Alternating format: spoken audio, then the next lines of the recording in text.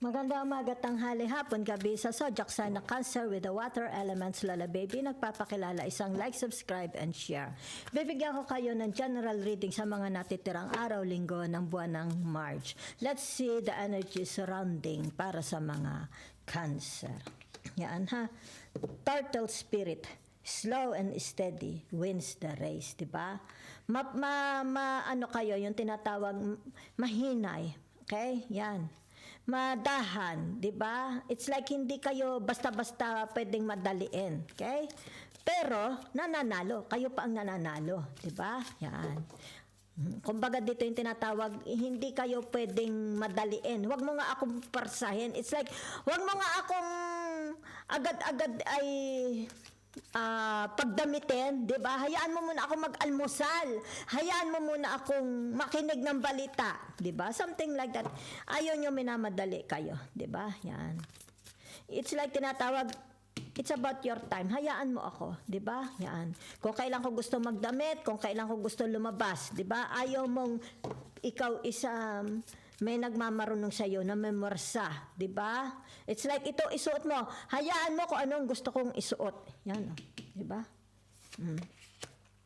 So naririto, pig spirit. Use your mind wisely, 'di ba? Yan. So nakikita dito with the number 47, 'di ba? Idadaw natin sa number 11, 'di ba? Yan. So, ibig sabihin nito, yung tinatawag na marunong kayong mag-adjust, di ba? Yan. Marunong kayong tinatawag na magmahal. Yan, di ba? Yan. Very, very, ang nakikita dito ay family ties, di ba? Yan. So, ibig sabihin nito, yung tinatawag na walang iwanan. Hanggang sa katapusan, hanggang sa huli, kayo-kayo ang magkakasama. Di ba? Yan. Kaya narito ang pig spirit, di ba? Yan. Kumbaga dito yung tinatawag, sige, tayo isa, kung maghahandaan, lahat masaya, pati ikaw masaya, di ba? Kakain tayo ng lechon, lahat kakain ng lechon, di ba? Yan.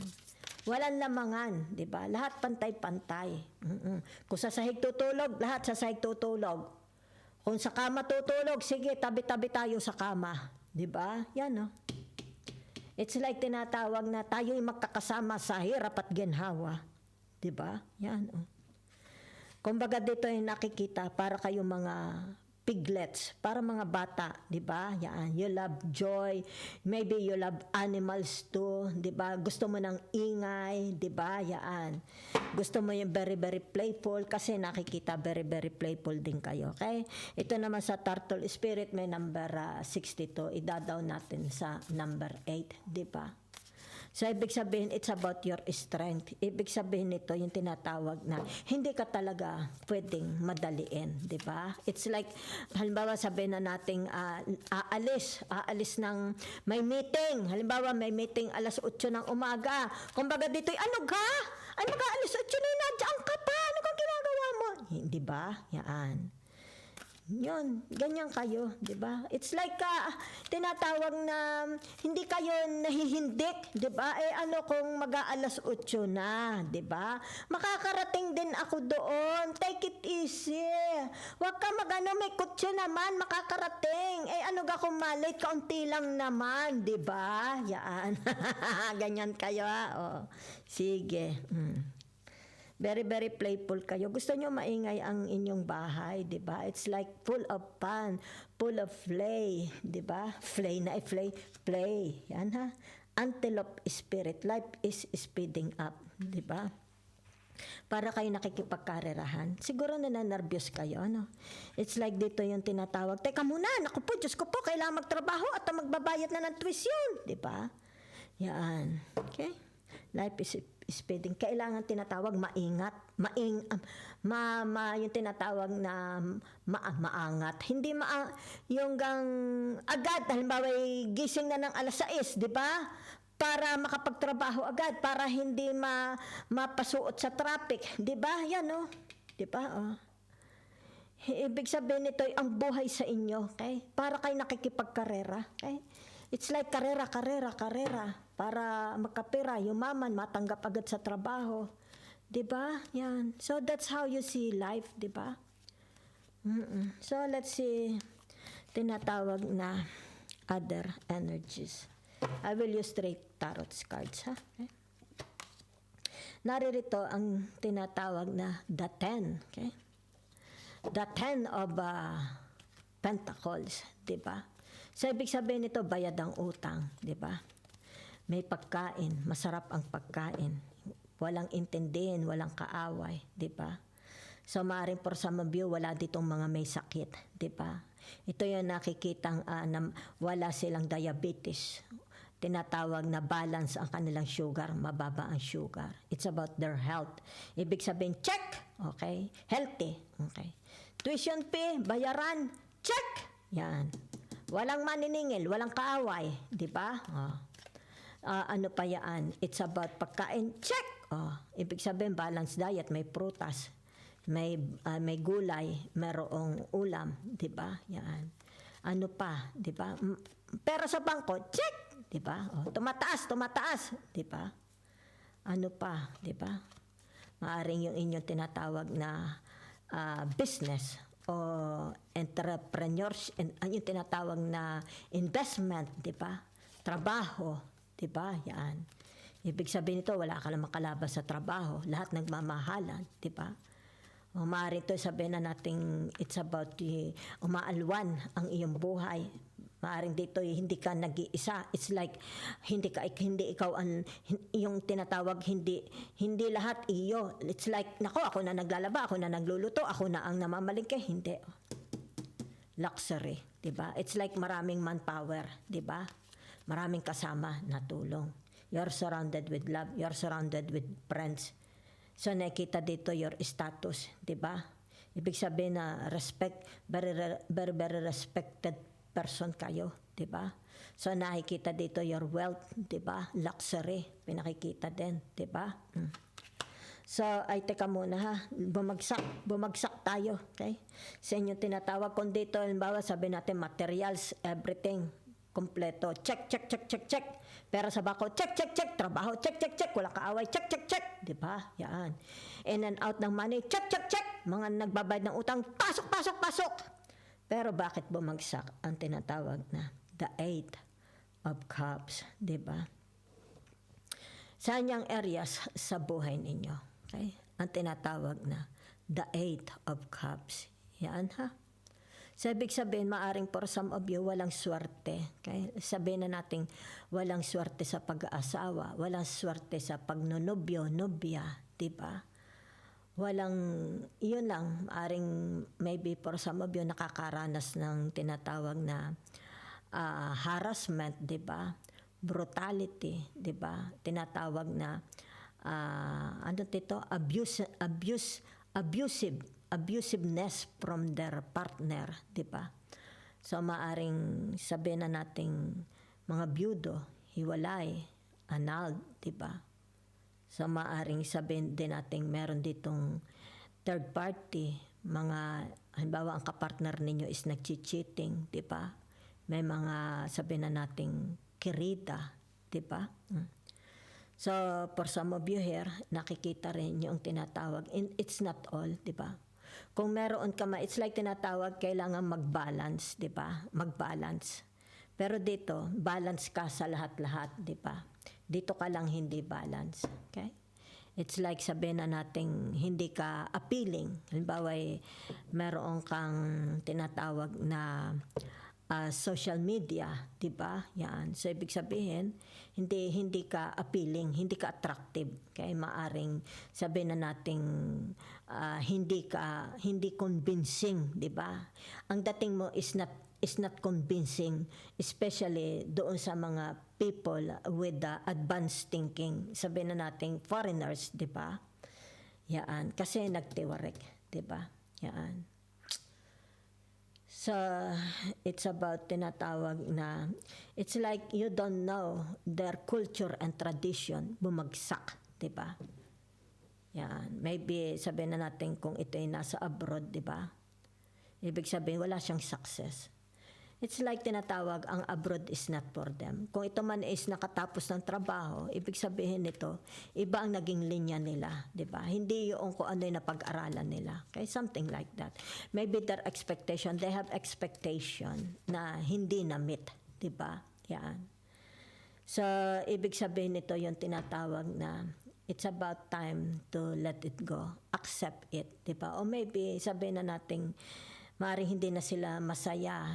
It's like, malaki ang bahay ko, marami ako nito, marami akong sasakyan, marami akong pera, marami akong alas, but I'm not happy. Because I have no partner, I have no someone, di ba? Malamig, nag-e-echo ang bahay. Maybe the job, sabihin na natin, naku, napakaganda na niyang trabaho mo, bakit mo iiwan, di ba? Pag iniwan mo yan, marami susunggap. But nakikita dito, it does not interest you anymore, di ba? Hindi ka na interesado. Okay? O maybe ito yung tinatawag, you want to live, okay? Para lang mag-unwind, di ba? Baka naman nabobore ka, di ba? Nalulungkot ka, and there is you are thinking of making a travel. You are planning for a travel, a short travel, a big travel, di ba? Maaring pansamantala or forever, hindi ka na babalik, okay? But this is tinatawag na a time for surrender. Okay? Surrender na. Okay? It's like tinatawag, hindi mo na maiibalik ang nakaraan. Okay? Accept it. Okay? Anyway, hindi ka naman poor. Okay? It's like marami ka naman. You are provided, well provided. Okay? It's like punong-puno ng pagmamahal ikaw. Di ba? Kung meron ka man ditong wala. Di ba? It's like tinatawag, life is not perfect. Okay? So, naririto ang tinatawag na the 9 of swords. Yan, ha? So, anong ibig sabihin ng the 9 of swords na yan? Diba? It's like, ito yung tinatawag na balancing your life. Okay? Yan. It's about your relationship. Diba? Yan. Relationship with your siblings, relationship with friends, relationship at work, diba? At business, relationship with your clients, diba? Suppliers, diba? Relationship, sabihin natin sa school, maybe baka ikaw ba nag-aaral o may mga anak ka nag-aaral. It's about tinatawag na their teachers, diba? Okay? Everyday tinatawag life activities, diba? Ano nangyayari, diba? So, ibig sabihin nito yung tinatawag for some of you napapagod na. Maaaring napapagod na kayo mag-alaga ng anak, hahatid sa school. Napapagod na kayo, di ba? Halimbawa sa pakikipag-usap, maybe sa trabaho mo, di ba? Napapagod.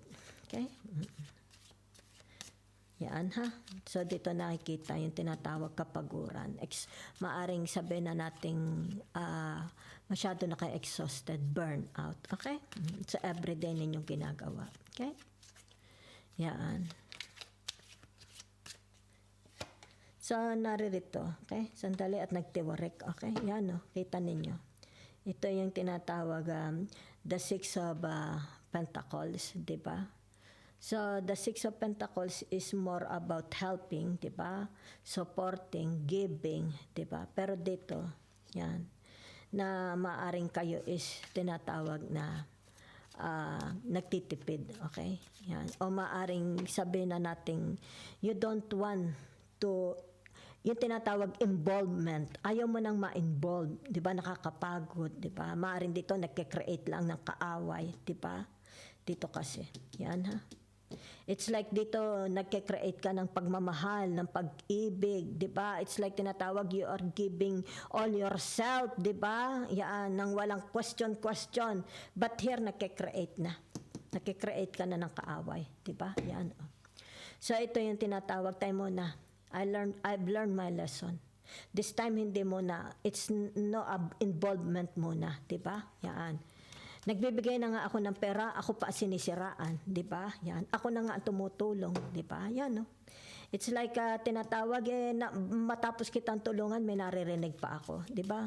Kumbaga dito ay nakakatamad naman, hindi nakaka-inspired, 'di ba? Kumbaga dito ay iwan ko muna kayo, 'di ba? It's like alisin ko muna kayo sa buhay ko, 'di ba? So there is no involvement. It's like tinatawag no involvement this time, 'di ba? It's like lagyan ko muna ng tinatawag na fence, 'di ba? Yan.